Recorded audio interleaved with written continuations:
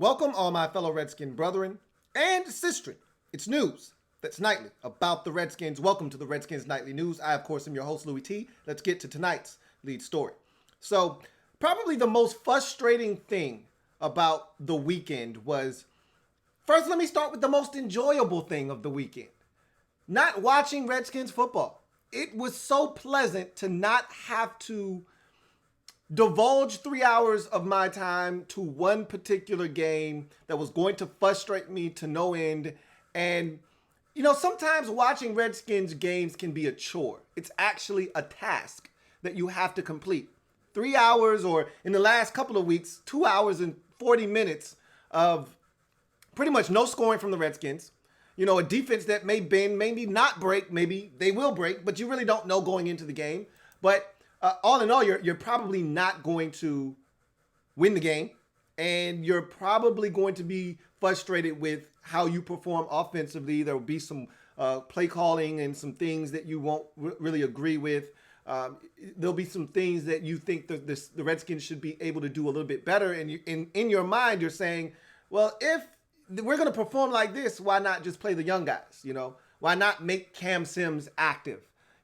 Why not give a guy like Harmon, more opportunities? Why not start a guy like Dwayne Haskins? These are all things that frustrate you, and you're going to lose a football game too. But what was really refreshing was just being able to be free, watch any game that I wanted to watch, and I was bouncing all over the place, and just being able to be a football fan that just consumes whatever I want.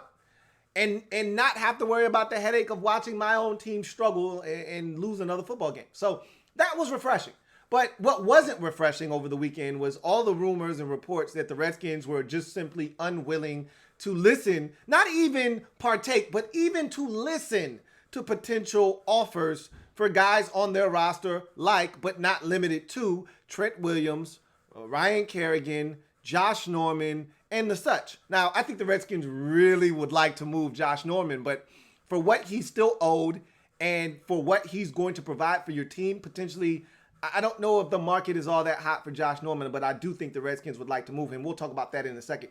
But it was frustrating hearing all the reports, the CBS Sports report, that, there were general managers out there that were becoming really frustrated with both the Redskins and the Cincinnati Bengals because both teams had some players that are really good commodities that could help a team that potentially feels like there are one or two players from really getting over the hump this season. And what feels like a really wide open, and I think that's why the trade deadline this year kind of symbolizes a much more active and aggressive market, because I think just like the NBA this year, everybody feels like they have a legitimate shot. Like the Warriors aren't automatically going to win the NBA championship. I think the same feeling is that, hey, the Patriots, yeah, they're 8-0 right now, but they don't feel dominant offensively. That's why they're out here themselves. The Patriots are trying to make moves to acquire wide receivers because they feel like their offense is leaving a lot of points on the field. And so I don't think anyone's afraid of the Patriots. And we're going to find out just how good their defense really is over these next few weeks. So I think people feel like, hey, we got a shot. And in the NFC, it's wide ass open because it's a really good conference, but there isn't a dominant team. Yeah, the 49ers look good, but are you confident that Jimmy G is going to go in there and just absolutely slay a team? If the defense doesn't have it going and clicking on all cylinders, Jimmy G's going to put the team on his back and carry them to a victory. I don't think anyone feels that way. They're one of the few undefeateds left along with the Patriots. So I look at the rest of the NFC, and yet Green Bay's good, but they've got flaws defensively. And even on the offensive side, they're not 100% unbeatable. And you just go down the list. Every team has flaws that you feel like you can expose. And so it's wide open is what I'm trying to say. And so everyone feels like they've got a shot. It doesn't matter if you're 3-5, you're 4-4, you're 5-3. Hell, you might even be, I think you're pushing it if you're 2 and whatever, fill in the blank. But 3-5, 3-4, 4-4, 4-3, 5-3, 5-2. You're feeling really good about yourself right now. And maybe one or two pieces pushes you over the top. Maybe a Ryan Kerrigan is what you need defensively. As we heard that the Baltimore Ravens and potentially the Indianapolis Colts, very interested. Two teams leading their divisions currently. all right, sitting at 5-2 and 5-3 respectively. All right, those two teams seem to be very interested in Kerrigan. I think he would be a great fit on either one of those rosters that are ready to win right now. All right, Josh Norman is a guy that I think, if put into the right situation, may be able to help a team. He can't help us here, so it'd be nice if the Redskins could move him, but it's becoming harder and harder to convince a team to take a guy that continues to give up plays every single week, that has $6 million left on his contract for the remainder of this season. It's hard to convince a team to take him off your hands and give you a 6th-round pick or a 7th-round pick. At this point, I think every Redskin fan would take a half-eaten hot ham and cheese sandwich, no juice box, no chips, just a half-eaten hot ham and cheese sandwich for Josh Norman at this point. Hey, just give me your 7th-round pick. All right, and tell you what, if he plays well and he plays a certain amount of snaps and he gets a certain amount of interceptions, one of those 3 things, how about we throw in a little bit of an escalator to where this thing could turn into a 6? How about that? How about we make this a conditional pick? And that's how I feel about Ryan Kerrigan. I'm like, hey, look, I would approach, say, the Colts, because you remember we traded with the Colts last year in the 1st round to get back into the 1st round. And so we gave up our 2nd in last year's draft, and we gave up our 2nd for next year's draft. And so I would approach the Colts like, hey, you got our 2nd already. All right. We don't want that back because that's going to be really good. That's going to be like the 33rd or 34th pick in the draft. All right. So you're not going to give that back to us. How about we get your 2nd-round pick for Ryan Kerrigan? And if they laugh us off the phone, then you say, all right. I just had to try. I had to ask, right? It's okay. All right. Tell you what, we'll take a 4th for Ryan Kerrigan. But if he meets X amount of sacks the remainder of the season, how about that turns into a 3rd-round pick? How does that sound? How about we make it a conditional 3rd-rounder, all right? It's a 4th right now. If he gets 5 sacks the remainder of the season, if he gets 6 sacks the remainder of the season, all right, it turns into a 3rd. How's that sound?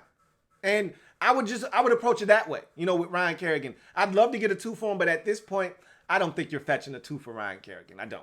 I think you can get a 3 for him, and I'd be more than happy to take a 3 for Ryan Kerrigan at this point of his career. He's not really producing anything for us, and I know there are a lot of nostalgic Redskins fans out there, and I can't tell you how to feel about a guy like Ryan Kerrigan. I can't tell you how to feel about a guy that's been here his entire career and has been a really good football player, has been durable, hasn't missed a game in his career, has been one of those guys that's been a stand-up player for us. Whether it's good or it's bad, Ryan Kerrigan is going to step to the mic and he's going to represent this organization well.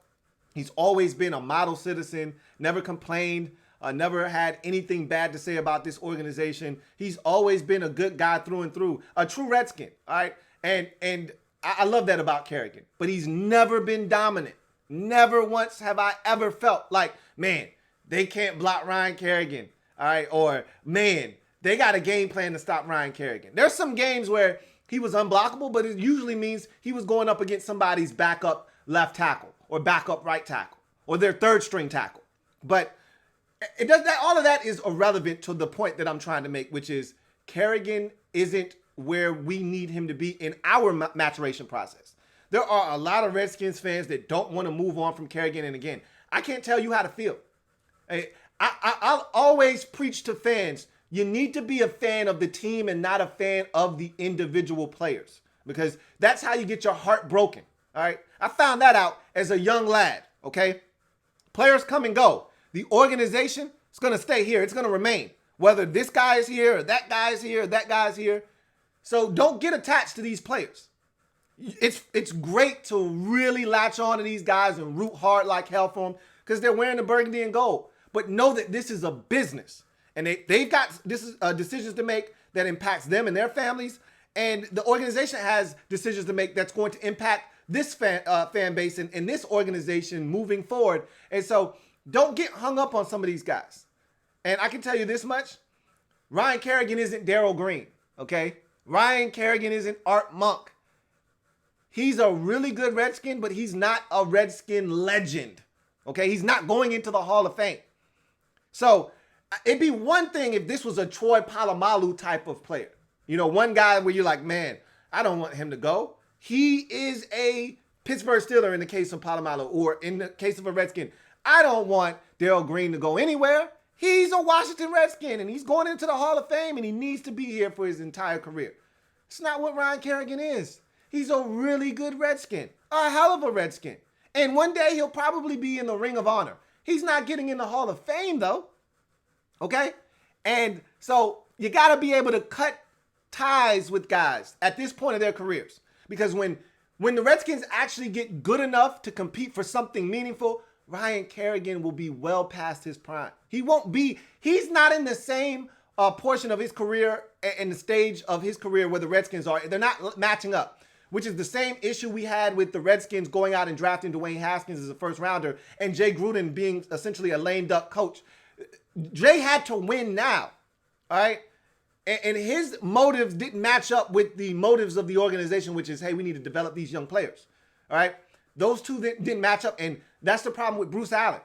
Bruce Allen's mentality doesn't match up with where we are as an organization. He still thinks we're close.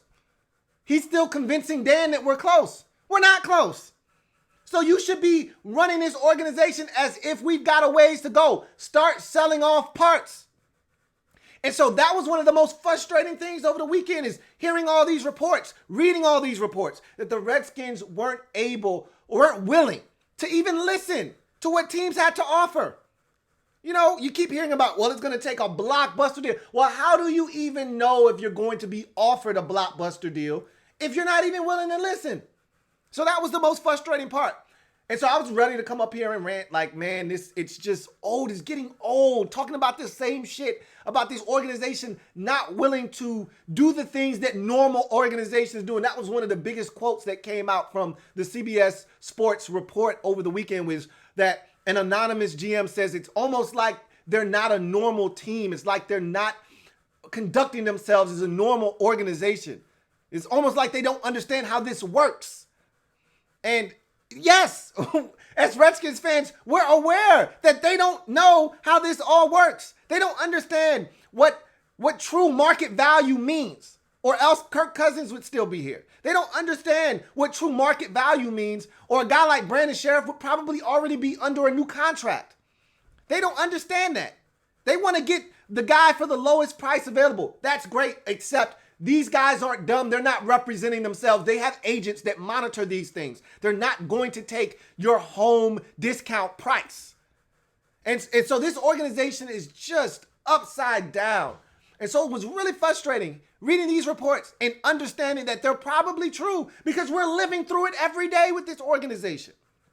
And then came Monday, where it just seemed like, I don't know, something just kind of switched on with the Redskins. Now, I'm not giving them credit because nothing has been done yet, all right? But it's a far cry from what we were hearing all weekend, which was Redskins aren't even willing to listen. Now, the Redskins apparently are willing to listen to other teams and what they may have to offer for a Trent Williams, for a Ryan Kerrigan. I've heard, though, that Kerrigan isn't on the table. I'd like him to be on the table. I'd like you to pick up the phone if the Indianapolis Colts or the Baltimore Ravens or one of these teams that are competing for something meaningful calls you and says, hey, what will it take to get Ryan Kerrigan off of you? This is what we think he's worth to you guys. And so I'd like them to listen to that phone call. They're definitely taking calls on Josh Norman, but guess what? You may have to beg someone to take him off of your hands. All right? It's the same situation in Atlanta with Vic Beasley. They're trying to give Vic Beasley away. The Falcons are like, damn, can I get a sixth? This is a former first-round pick that just 3 years ago led the league in sacks. I can't even get a sixth. And everybody's like, nah, bro. I give you a late round seventh, though. They're like, no, give me a sixth-round pick and he's all yours, man. What are we doing right now? Feel the same way about Josh Norman. I think the Redskins are like, come on, man. Let me get a six, man. Let me get a six. And everybody's like, I'll give you a seventh. All right. But I don't even know if the Redskins are going to be able to move Josh Norman because not only do you have to give up draft capital to get Norman, you also got to eat the rest of that $6 million salary. And I don't think the Redskins are going to allow Norman to be moved and say, hey, you know what? Similar to what the Broncos did with Case Keenum for us. The Broncos say, look, we want Keenum gone so bad, we'll eat most of the money that we've already paid him and then some. Most of his contract that's due this year, we'll eat the vast majority of it. You just got to pay him $3.5 million. We'll eat the other $6-7 million that's on his contract for this year. Redskins are like, hell, that's a hell of a deal. We'll take it.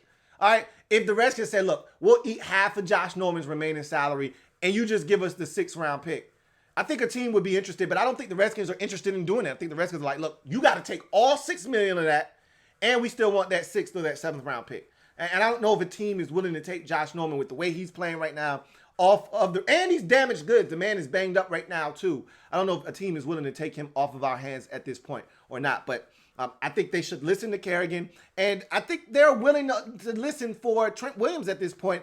Here's what Ian Rappaport had to say on NFL Now about the current state of the Redskins and their mindset going into the final 36 hours or so of the trading deadline. At long last, the Washington Redskins sources say are open to dealing Trent Williams, their franchise left tackle, who has been holding out since forever, frustrated with the team's medical staff, frustrated with a lot of things regarding the team, obviously wants a new contract as well. He hasn't shown up, and up until this point, just a couple minutes ago, the Redskins have shown no signs at all of being willing to trade him. They have told teams who have asked simply no. Well, that actually changed earlier today. They're now in the process of kind of going through some potential landing spots for him, talking to some teams, trying to figure out which direction they were going to go. No deal yet, but obviously we know the Cleveland Browns have very publicly discussed wanting to trade for him. We will see if it's the Browns, anyone else, or if the Redskins simply say no deal. So look, I feel like there is a little bit of dialogue going on between the Redskins and teams like the Browns and some other teams that are looking for a left tackle help. I think the Texans still need help on their offensive line, even though they've already made a move, and I don't see them making another one. And hell, they don't even have any draft capital left after all the moves that they've made this season to try to make a run at it. But Laramie Tunsil just got injured again. I don't know how severe that injury is, but they're not giving up anything. But there are teams still looking for help along their offensive line, and Trent Williams is the best you're going to find out there on the market. I mean, generally, that kind of talent isn't available at this juncture of the season. So I think the Redskins have a high asking price, as they should. And I think if a team's desperate enough, they'll meet that asking price. I would have liked the Redskins to have made that deal last week when a team like the Browns, for instance, were going to New England, feeling good about themselves. Now the Browns are, at 2-5 now? I mean, they're feeling like their season is slipping through their fingers at this point. And so how much more are they going to be willing to give up what they maybe were willing to give up a week ago? I don't know. But the fact that the Redskins are open to listening does give me hope. But unless something actually happens, I'm not giving them credit for anything. All right. They could just be floating this out there that they're willing to listen only to appease us as fans, to make it seem like, well, they didn't get the best deal available. That's why they didn't. You got to stop believing everything that you're hearing out of this organization. You got to stop believing things that are being said from this organization. You know them enough to know that they're liars. You know that the Prince of Darkness lies like no other. He's a storyteller. Okay, so don't believe the hype when he tells you there are a lot of agents. Every agent has picked up the phone and contacted the Redskins about this job. What he's trying to do is he's trying to sell that this is a hot job that everybody wants. That couldn't be further from the truth. Yes, there are guys that want back into the profession, like a Rex Ryan, who is out here whoring himself for any job that's available, saying, yeah, I want to be, because he wants back into the league. And trust me, somebody will take this job. But we don't just want anybody to take this job. We want the right person to take this job. And so, yes, I don't want to hear the line of it's one of 32 and there are plenty of people out here who want. Yes, there are going to be plenty of people, but are they the right people for this job? That's the thing. And don't buy for 1 second that everybody out there wants this Redskins job. Yes, if you're an ex-coach, if you're a retread and you want back in and you don't know if you're going to get another shot to get back in, like a Mike McCarthy or a Rex Ryan, you're damn right their agent is on the phone contacting the Redskins. But if you're a hot coordinator or a college coach at a prestigious university, you're not beating down the Redskins' door to come take this job.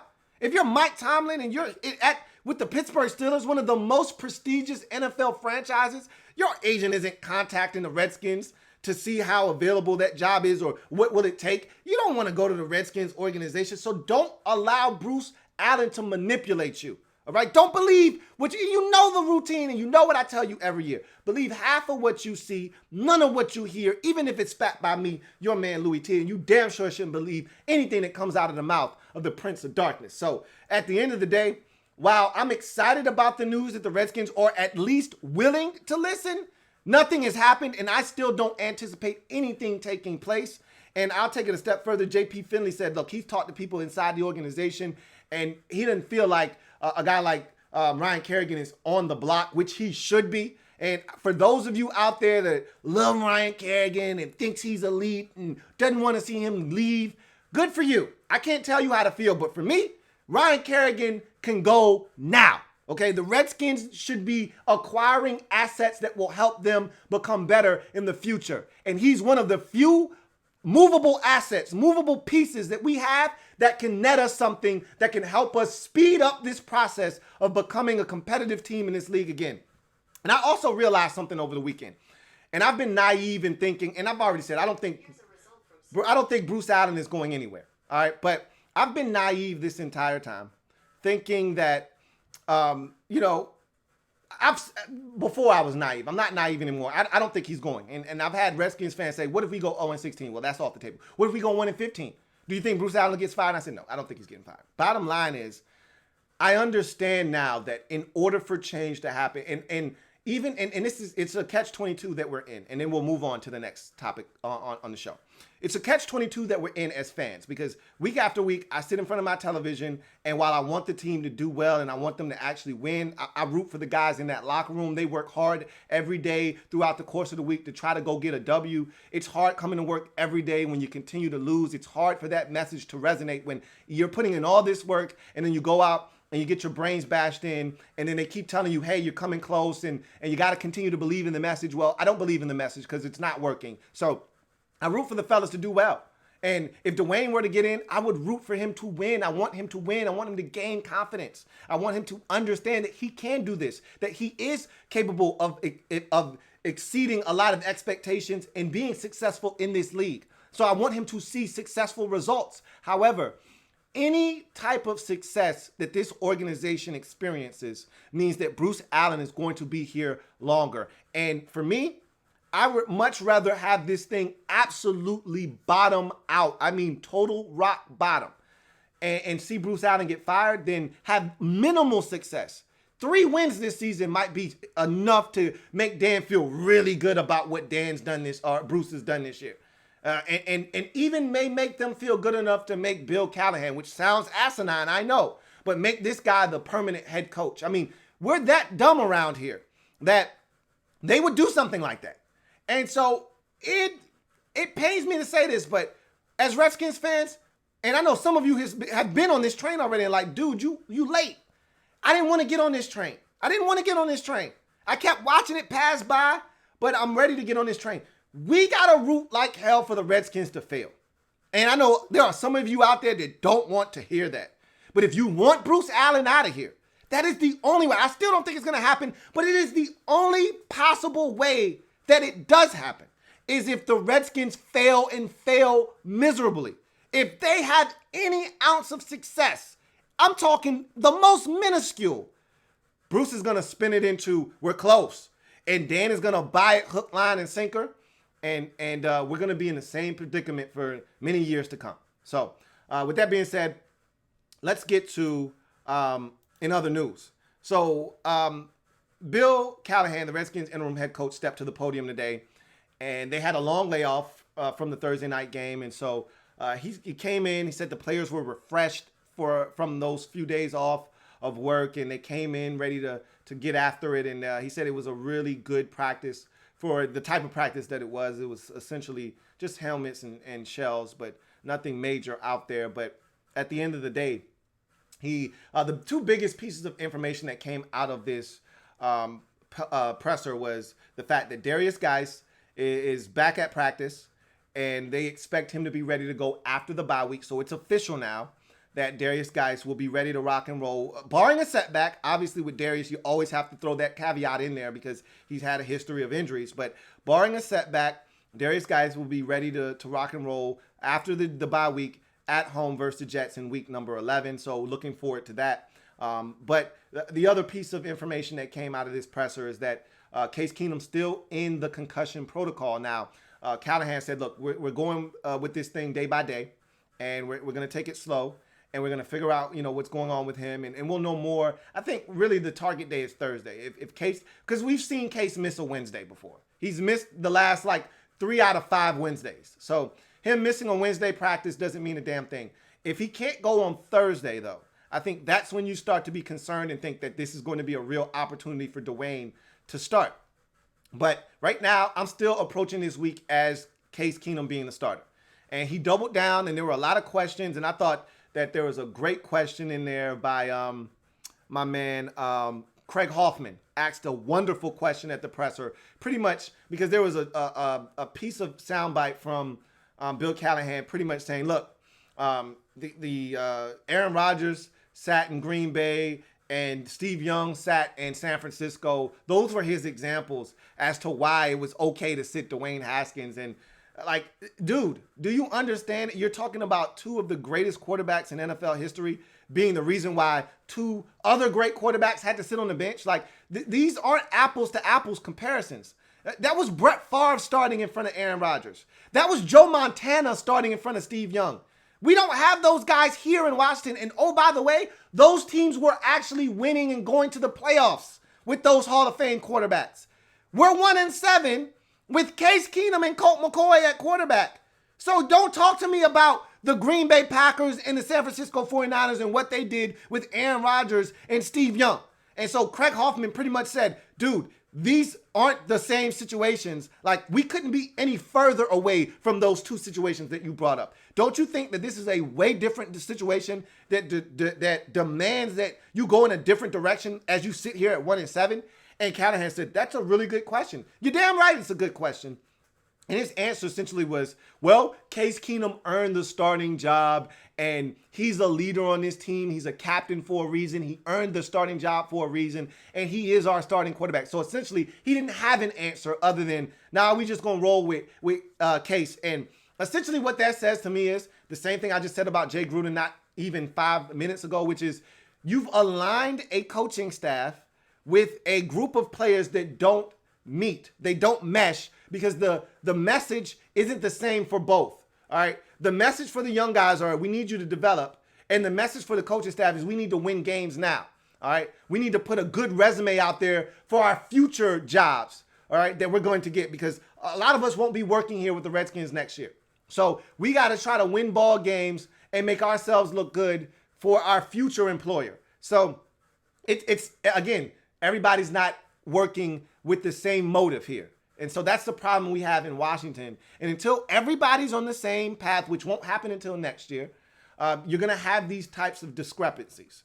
When the new coach comes in, he will be tasked with the sole purpose of developing Dwayne Haskins. Similar to Jay Gruden coming in here with Robert Griffin III. His sole purpose initially coming in was to figure out if he could get Robert to be an NFL quarterback. We all saw how that turned out.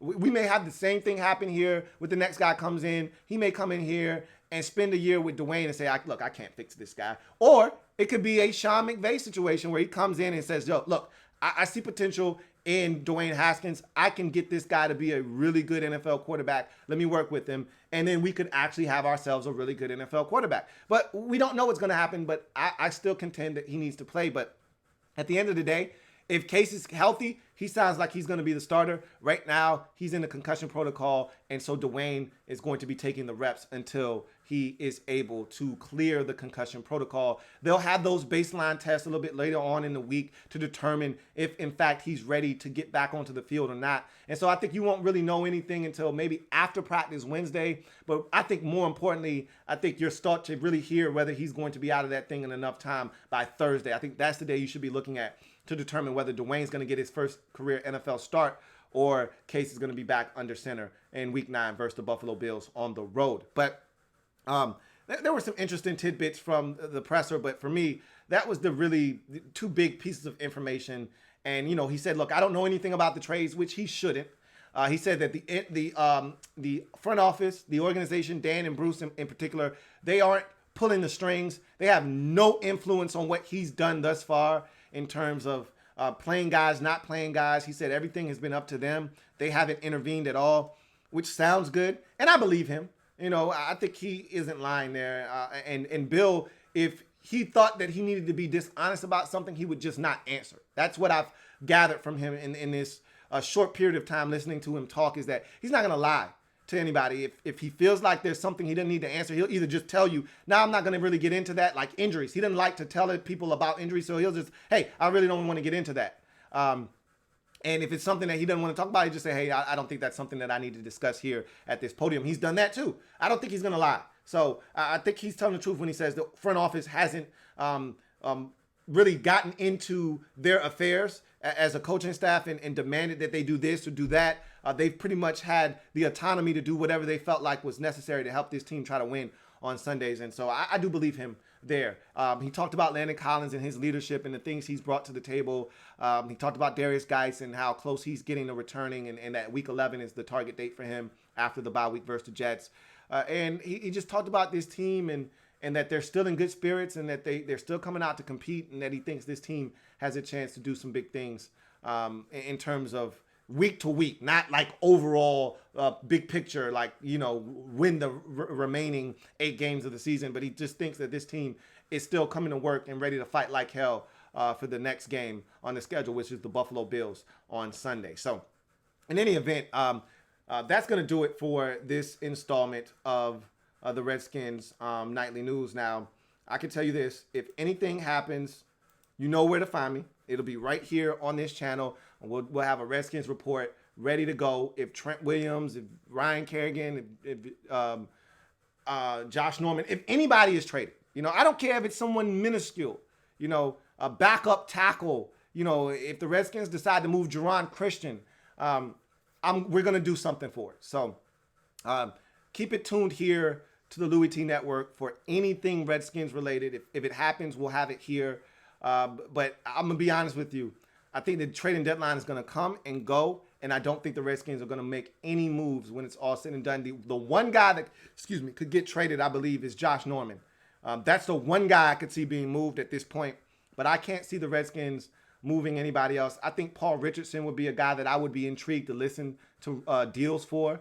He's underachieved here. I don't think that other teams like his contract necessarily, but I think if given an opportunity in a much better system, in a much better team with a quarterback and a situation that's conducive to allowing Paul Richardson to do what he does best, which is take the top off of a defense, I think you could see some real production out of Paul Richardson. So I'd be interested in listening to see if teams were interested in Paul Richardson.